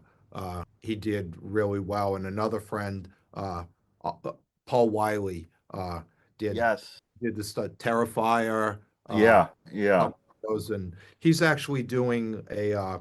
It's coming out, I think, later this year. Stiletto, which is going to be kind of a horror murder thing. I think that the loose storyline is there's a serial killer in Los Angeles that's killing strippers and keeping their stiletto. I think that's the loose storyline, but I Nice. think we actually have the opening sequence with a song that we did, Stranger. I think it's actually gonna. Awesome. But yeah, I'd love to do more. I'd love to score. Like the idea of that. I mean, Tyler and Paul are really good at it. I don't know if that's my forte, uh, but I certainly. would also say Trent Reznor. Yeah, I- he's branched away from doing the horror stuff, but right. some of his stuff is great. I thought Pop Will Eat Itself doing Requiem for a Dream. I mean, what a Yes. good movie, but that just a little simple like haunting guitar stuff that they did Right. and just wonderful. Well, one of the movies that I actually interviewed the director of the original Crow from the 90s, and Yeah. we talked about a lot about the music selection process for the film and how Trent and the director Alex Paredes had a key hand working together to handpick each song and from each band that got to have a song played in the movie as well as some of the bands that did, some of the live performances at the Bad Guys Club, rock club hideout. Yeah. What did And he did Dead Souls in Dead that? Souls, yeah, yeah, The Cure wrote Burn for that movie. right. That's good soundtrack. Oh But that yeah, oh yeah. thing of the visuals in the movie kind of working hand in hand.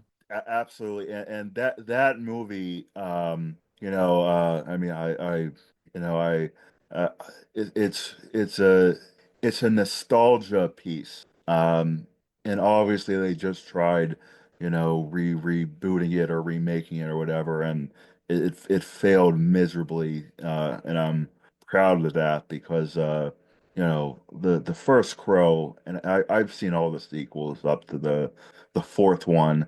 I refuse to watch the blasphemy remake iteration of it. I can't even really get through it. The first 5 minutes, I'm like, this is stupid. But the original Crow, and it's not just its mark on as a film and as a movie, but for just the like you said, the soundtrack and all the bands that played on it. It's like you can never recapture the essence and purity of that film, as well as just outright having respect for the late Brandon Lee and the Lee family, for respecting that as like, his final film and what could have been, if he had lived and the accident didn't happen.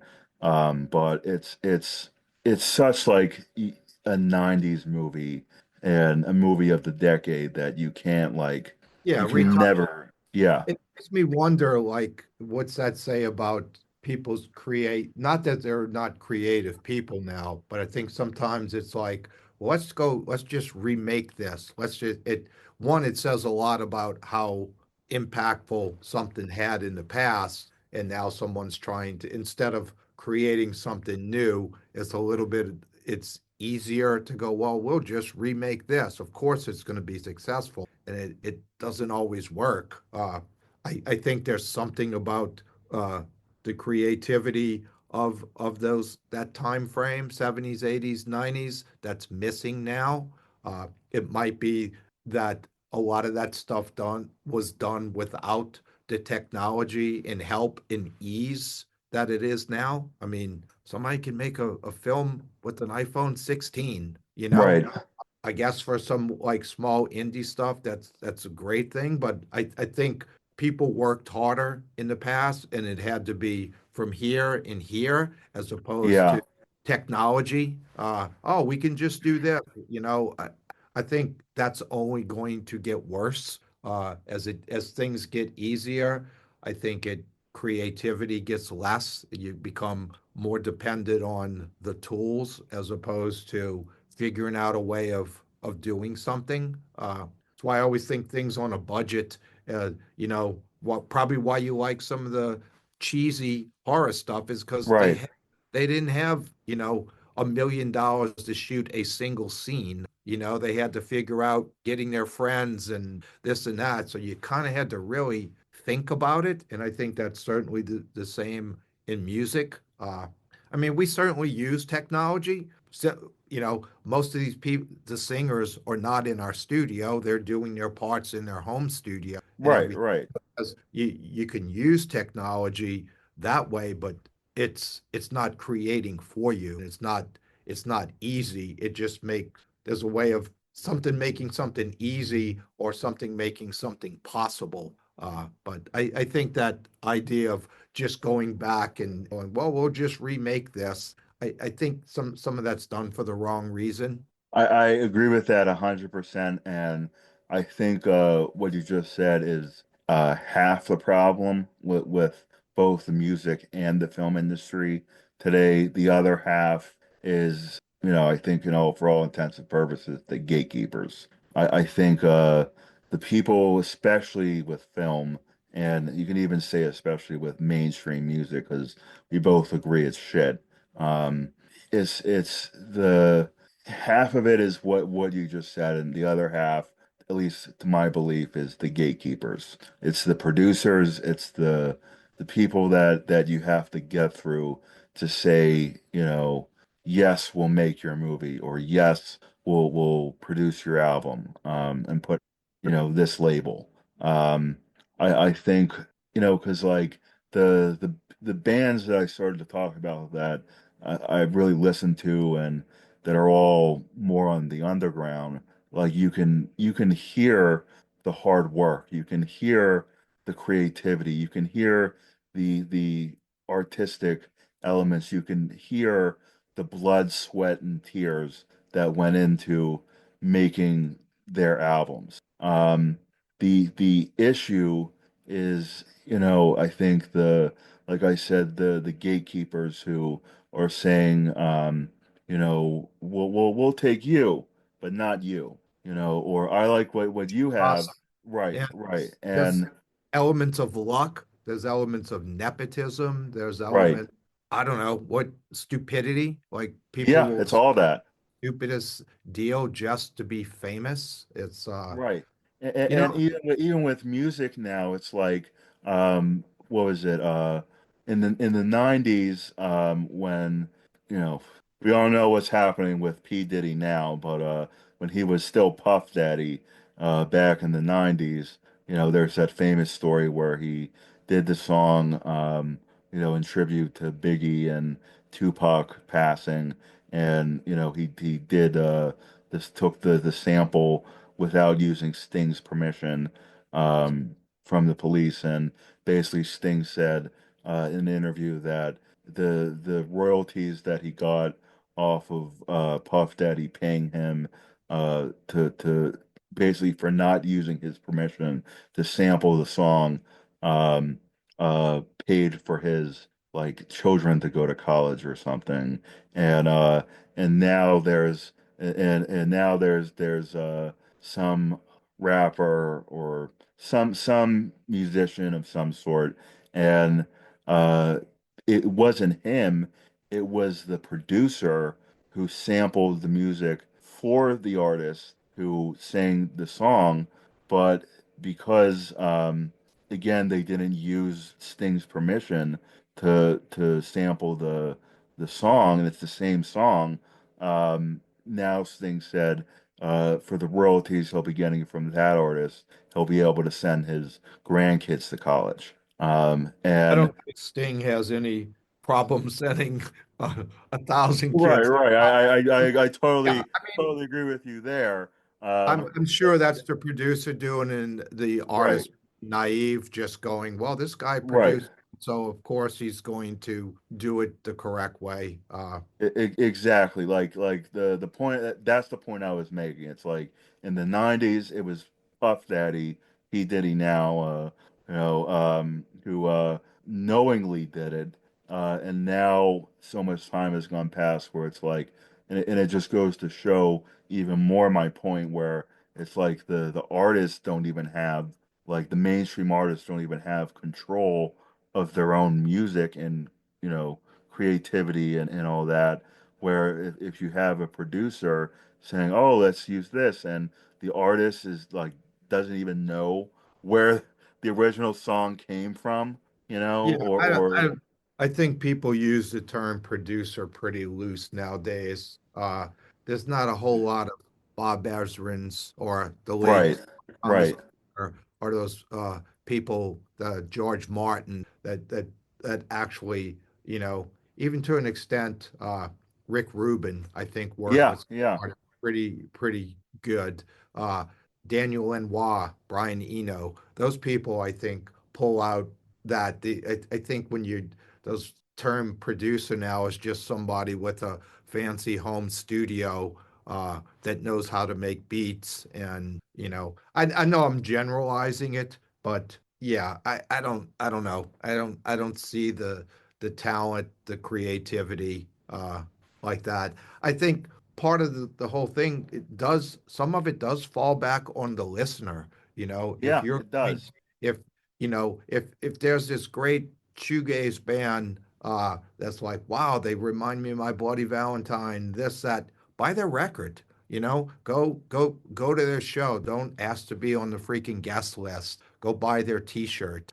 Right, Don't go, oh yeah, I streamed them on Spotify. That does absolutely jack shit for that band. You know, I've always say if you like an artist or a band, I hate the word artist because that seems like a solo person. If you like a band or a group and you liked them to do another record after this one, buy their stuff. absolutely. People go into Starbucks and have no qualm spending $10 for a Trente Venti Frappuccino with whip, with blah, fucking blah, and spending Right, 12 right. bucks after a tip for it. Yet when a band goes, hey, our CD is $6, people are like, I'll just stream it. Makes absolutely fucking 0 cents. I think Exactly. the value of music has decreased. I don't know if it's that there's so much of it, or if people think because, you know, we have a computer that we do it on instead of a tape machine that you press a button and somehow this Mac computer spits out a song without input is ludicrous. I think Michael and I used to keep like a studio log diary thing, and I think we spent conservatively 1,000 hours, just he and I, in the studio, writing, recording, and mixing, and that's not including what each singer put in themselves. Right. So I mean, so if anybody thinks that because you make music on a computer, that it's easy, that it's cheap, that it shouldn't be bought, is out of their freaking. I agree 100%.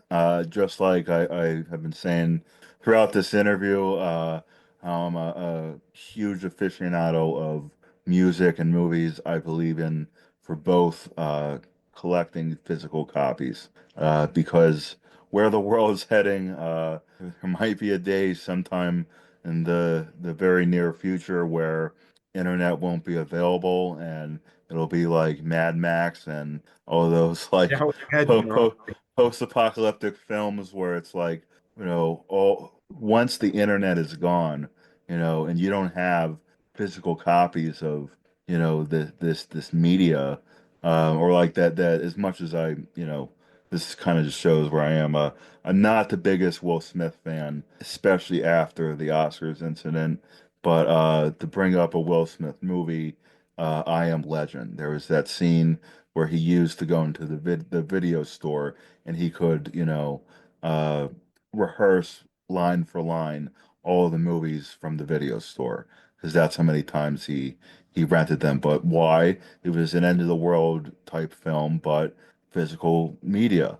Uh, there's been other movies where there's been music as symbolizations of the lost time before and all that, but you Guardians of know, the Galaxy kind of did yeah, that. yeah, exactly, If you go exactly. back to the MTV thing, I'd recently watched a Tom Petty documentary, and they had a nice section about the making of that "You Got Lucky" video, where they Hmm. pull up in the kind of Mad Max asks Right, right. bikes, and they go in this thing, and there's equipment sitting there, and there's TV screens going, and yeah, it is that throwback. I think if you don't hold it, you don't own it. Yeah, exactly. I still find joy in, again, my age going, it used to be that's where you would find the words. That's what you would see who did what. I used to look and see who produced a record. I would see who designed and shot the cover. It's like these names used to mean something. Now, I don't think that's such a lost thing that That's so ironic you say that because those are like all the questions I ask musicians and different bands I interview, like who did the cover art, who produced it, in fact, one of the reasons I'm like really into as many of the shoegaze bands as I am is because I don't just listen to the band and their individual lyrics. I'm like, well, if I like this band and I like that band and they're on this label, well, shit, let me see who owns the label. You know, th that used to those be a great period of time with like Creation and 4AD. right. Beggar's Banquet used as a Hmm. kid, as 20s, like I used to like the bands that were on Beggar's Banquet. Like they seemed to have a type of bands. And I think there was some common thread and comradeship with those bands that it was like that's I don't even know what labels are. In my head, I can remember seeing Arista, the label, seeing Columbia, seeing Warner Brothers. Hmm. It's like I still Billion Dollar Babies on the green Warner Brothers Right, record. right, It's just right. like that's so gone. It seems that I know being you're a film buff that the film industry got a better hold on the bootlegging or the proliferation of films being free that the record industry didn't get. I think there started to be this greed when music became digital, when suddenly they realized, hey, we can make these CDs, which kind of beat music down to zeros and ones, a digital Hmm. format. Now, instead of thinking, well, this makes it really easy for people to just take music. And I'm not pulling a Napster Lars shit, even though a lot of what he said was right. Uh, that there was more greed that now someone's going to have to buy all the Led Zeppelin and the Pink Floyd, all of those records. They're going to buy them in this new format. We're going to sell way more now, as opposed to thinking there's always that thing just because you can doesn't mean you should. Uh, Right, I think they right, lost control of it. And at the end, it's just the artist that suffers because somebody's making money with Spotify when people right, are streaming it. And yeah, there is that convenience of being in your car, but I think it goes back to when there used to only be a couple of channels on TV, you would find right. something and you would watch it. Now you can have 500 channels. And how many times have you sat there and went, I don't know what the fuck I'm gonna watch? Yeah, Sometimes yeah, human voices, uh, or just watching something a part of the way and stopping it and go, I'll watch the rest tomorrow. You never did that in the theater. You sat there and you were Right. gave it that hour and a half or 2 hours like you were in it. And the same thing for TV before it changed with streaming. Like my dad, for instance, classic story. He was a nurse in the later half of the 90s into the 2000s, and again, me being a film buff and horror buff, one of my in his favorite shows of all time, The X-Files. Um, there was a period of time that he was working nights, um, doing some job. And he tells me this story because we used to, when I lived with him and everything, we used to watch, reruns of The X-Files, on Sci-Fi or TNT or, whatever channel it was on. And there was certain episodes that came on during like a marathon that he had never seen before. Why? Because the whole time he was working nights, in the mid to later half of the 90s, when the height of the show was on, it was before on demand and Yeah. streaming and all It that.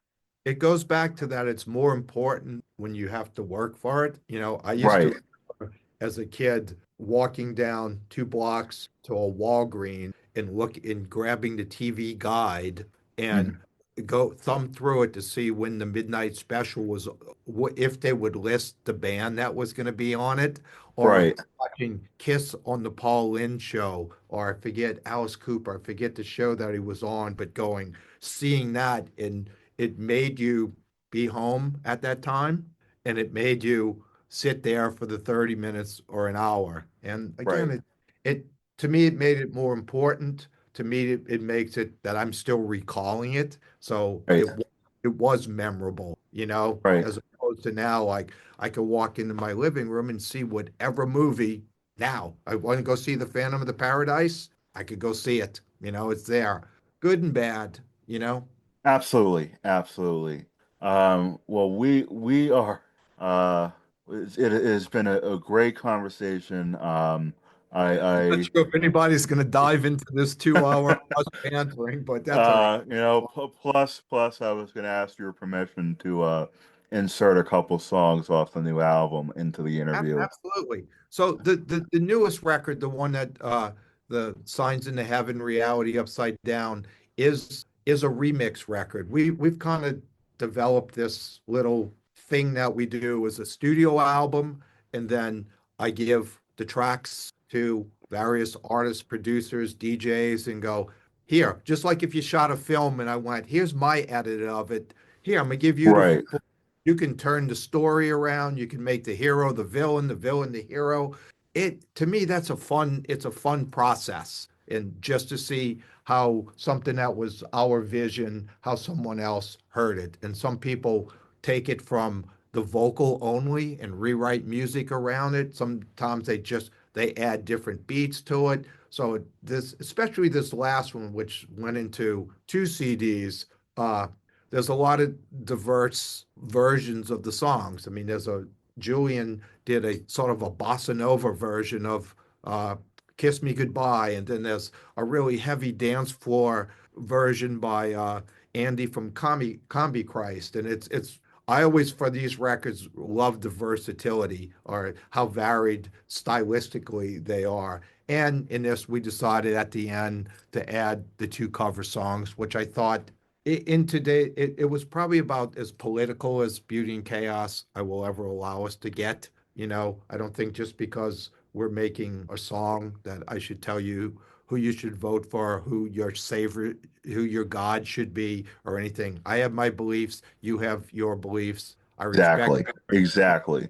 mind. I thought when I named the record Signs in the Heavens, Reality Upside Down, I do think our world's upside down, which is why I took the T-Rex song, which really wasn't, Children of the Revolution isn't a revolution song, but I love the line, you won't fool the children of the revolution. I think you got a little bit of conspiracy theory in you, which I respect. Going, I do think people get fooled. I think media can twist. People can take sound bites of somebody. Like you can take Yes, an interview and make me say whatever the hell you want to say, whether I said that or not. I think that was an important line because I do think people hopefully are wising up and starting to realize that don't believe everything you see or hear anymore. Question it. And it goes back to punk. Question authority. Think exactly. for yourself. And I I just think it's absolutely insane that in 2025 we're still talking about nuclear holocaust, Right. which is why I thought the song "Open Your Eyes." If you read the lyrics to that song, it could have been written yesterday. Instead, it was written in the 80s, probably during the Reagan era stuff, and it's kind of insane. And I just that was my little point of that think and maybe let's not fall victim from I think humanity has a habit of repeating their past instead of learning from it. Yeah. I think that's a dangerous thing and that triggers out into AI and stuff like that. Like, have you seen Terminator?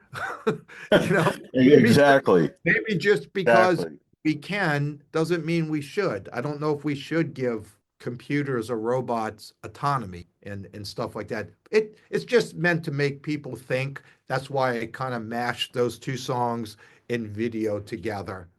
Not preaching, just going, I have kids, and sometimes I get a little fucking scared about the world that they're going to inherit. That was my point on that. But that the new record is remix, uh, you know, which I love doing. We just capped it off with two cover songs to kind of tie into the whole title of it. And we're already working on, I think we're three Oh pieces of wow. music into the next one. To me, it doesn't become a song until I give it to find the right singer.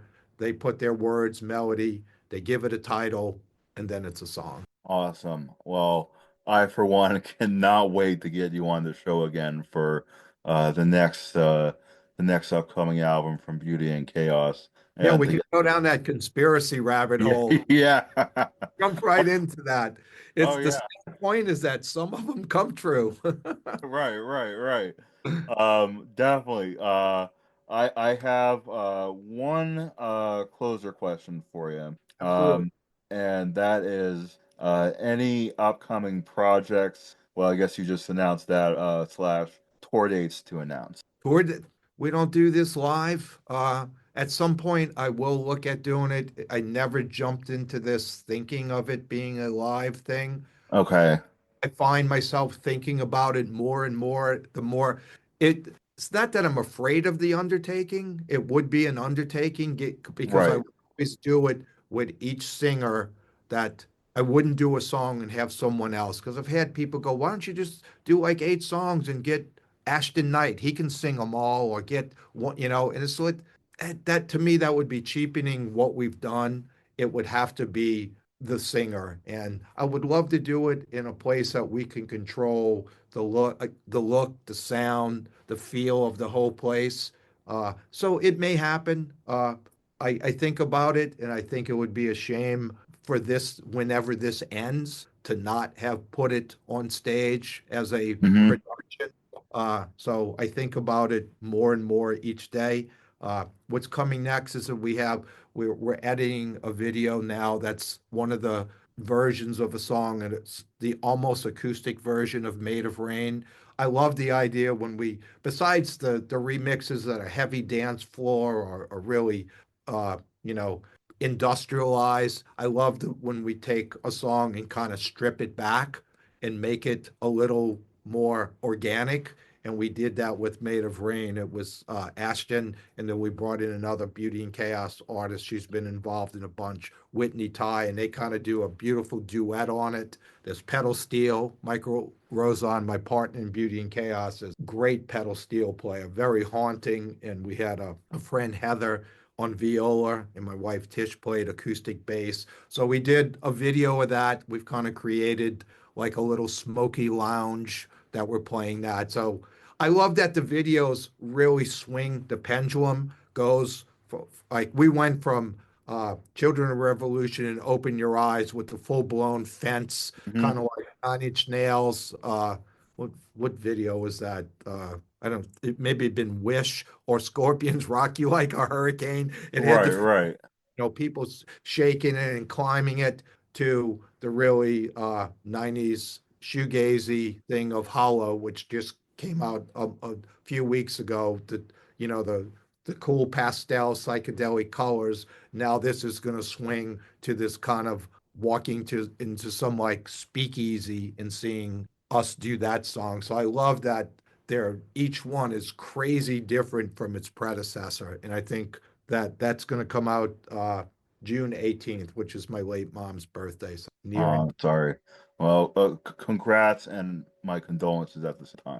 My mom's been, I came along late in my parents' life, but I feel them every day, and they're a big part of what we do here. Fantastic, fantastic. Michael, it has been a pleasure talking to you and having you come take the time to swim in the fishbowl. It was a nice Olympic-sized journey. I'd love to Again, do it again when the next thing happens, my friend. awesome, awesome. And the only last thing I have a request for is please if you could let Zach Wild and Tyler Bates know at least know about me or the Fishbowl. Oh, absolutely. They're both I'm really good huge friends. huge fans of both of theirs and a You know, number of other people you've worked with. So many stories that we'll have to save yeah, for the next. Tyler's out with Manson. He did the new Yeah, Manson. He's yeah. he's doing guitar on that tour. Zach is doing. Zach's probably the hardest working guy I've ever met. Going between Pantera, Black Label Society, uh, Hmm. uh, Black Label, Zach Sabbath. He does Right, the right. Hendrix tribute. He's messaged me like 3 times since we're sitting here. He's memeing. He just sends the craziest shit, but really genuine person. It's what you want your guitar hero to be. That's Zach Right. Wild. I saw Zach a good few years back at a venue here in Pittsburgh, actually my favorite venue here in Pittsburgh, called Mr. Small's Theater. Phenomenal show. One of the best guitar players and guitar shows that I've had a chance to go to, and uh, I would love, love, love to have Zach and Tyler both come take a dip in the bowl. I will certainly ask him if Zach comes through with any of those projects, any of the things he's in, please let me know. I'll be happy to make arrangements. And he's anybody that's a friend of mine, he's gracious to. So if that comes to pass, I'm sure one of those projects will be showing up in Pittsburgh soon. Please, you got my contact. Email me, and Zach's a great person. Awesome. I appreciate that so much. Michael, God bless. It God has been bless a you too, friend. pleasure. And I, I I cannot wait to have you on the show again and keeping in touch and everything from Absolutely. here on out. Lot of stuff to talk about. Sounds good, my friend. You have a great Awesome. day. You too. You too. Take care. I hope the temperature was just right. It was fantastic. Not too cold. Excellent. My friend, you're Awesome. the best. Take care. Attention, all you fishes in the sea. Thank you for taking the time to listen to the Fishbowl hosted by me, Sam Fish. You can help the Fishbowl out by subscribing on all major podcasting platforms and by donating anything that you're able to help with purchasing mics, different podcasting equipment, and things to keep the show running so I can keep creating great content for all my fishes in the bowl. So thank you for taking the time to swim in the bowl with me.